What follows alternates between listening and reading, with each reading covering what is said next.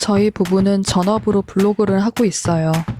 누군가에게는 낯선 직업일 수 있는데요. 그걸로 진짜 생활이 되냐고 생각하실 수도 있어요. 사실 저희도 처음부터 블로거는 아니었습니다. 원래는 저희 둘 다 10년차 직장인이었어요.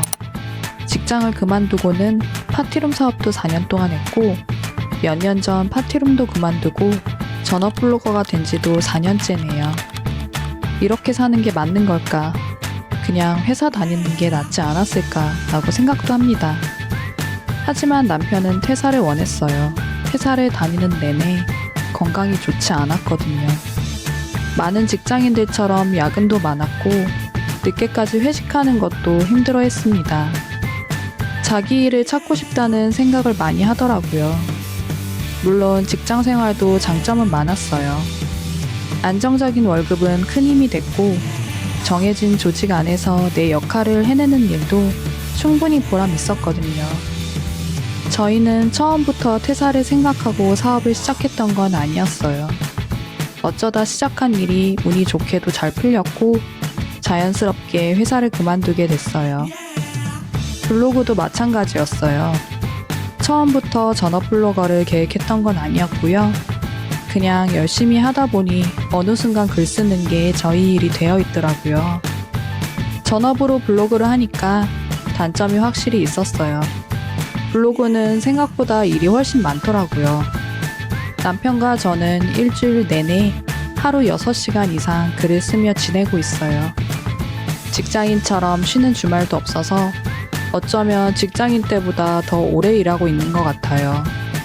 그러다 보니 목 디스크, 근육통도 늘 달고 살아요. 그런데 이상하게도 저희는 이 생활이 좋습니다. 직장에 다닐 때보다 시간을 자유롭게 쓸 수 있고 사업할 때처럼 월세 걱정이나 직원 관리 부담도 없습니다. 직장 상사 스트레스도 없고 부부 둘이 의지하면서 일할 수 있는 점도 큰 장점이었어요. 블로그 마케팅을 하면서 저희가 직접 방향을 정하고 전략을 짜고 결과를 만들어 갑니다. 누가 시켜서 하는 일이 아니라 저희가 만든 결과로 평가받는 일. 그 점이 생각보다 큰 기쁨으로 느껴졌어요. 어떤 분들은 이렇게 물어보세요. 둘이 하루 종일 붙어 있으면 안 싸워요? 당연히 싸울 때 있죠. 부부가 같이 일한다는 건 생각보다 좋기만 한 일은 아니에요. 의견이 다를 때도 많고 서로 예민해질 때도 있습니다. 하기 싫은 일이 들어왔을 때 한 사람은 이렇게 생각할 수 있어요. 그래도 해야지. 하지만 다른 한 사람은 굳이 해야 돼? 라고 생각하죠. 한 사람은 빨리 가고 싶고 다른 한 사람은 조금 더 신중하게 가고 싶을 때도 있습니다. 부부는 상사와 부하 관계가 아니잖아요. 명령할 수도 지시할 수도 없습니다. 그래서 서로 이해하는 일이 정말 중요해요. 부부가 같이 일하는 건 어려운 일이지만 장점도 있어요. 서로의 고충을 가장 가까이에서 아는 사람이 바로 배우자라는 점입니다. 내가 얼마나 애쓰고 있는지, 어디에서 지치는지 굳이 말하지 않아도 알아주는 사람이 있다는 건 정말 큰 힘이 됩니다. 블로그 일을 하다 보면 현실적인 불안도 있습니다. 블로거는 프리랜서이기 때문에 수입이 매달 똑같지는 않아요. 알고리즘에 따라 조회수와 수입이 크게 달라질 때도 있고요. 공들여 쓴 글이 반응이 없을 때도 많습니다. 어떤 시기에는 업체 요청이 많이 들어오다가도 어떤 때는 조용한 시기가 오기도 합니다. 이게 바로 프리랜서의 현실인 것 같아요. 어떤 달에 수입이 높다고 해서 월급처럼 꾸준히 이어지는 것도 아니고 열심히 한다고 바로 결과가 나오는 것도 아닙니다. 그렇기 때문에 솔직히 불안하지 않다고 하면 거짓말이에요. 안정적인 월급이 없다는 건 생각보다 큰 압박입니다. 고정 지출은 그대로인데 수입은 매달 달라지니까요. 이번 달에 얼마를 벌지 확실하지 않은 상태에서 앞으로의 계획도 세워야 합니다. 직장인과는 많이 다릅니다. 호봉이 쌓이고 연차가 쌓이면서 소득이 올라가는 방식이 아니기 때문에 미래를 계산하기가 참 어렵더라고요. 금융거래도 생각보다 쉽지 않아요.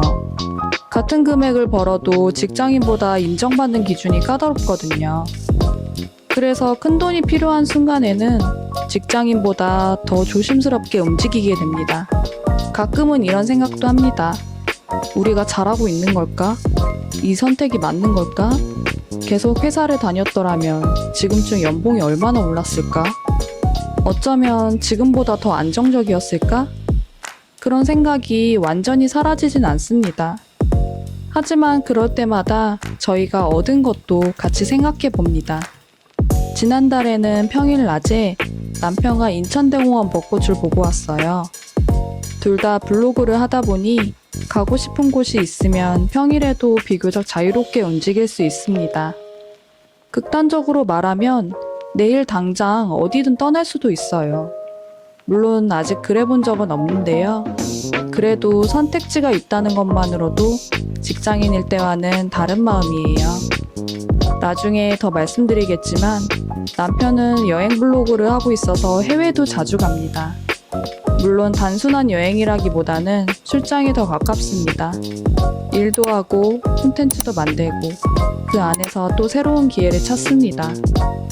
그리고 블로그는 다른 프리랜서 일에 비하면 수익이 차곡차곡 쌓이는 편이라고 느꼈습니다.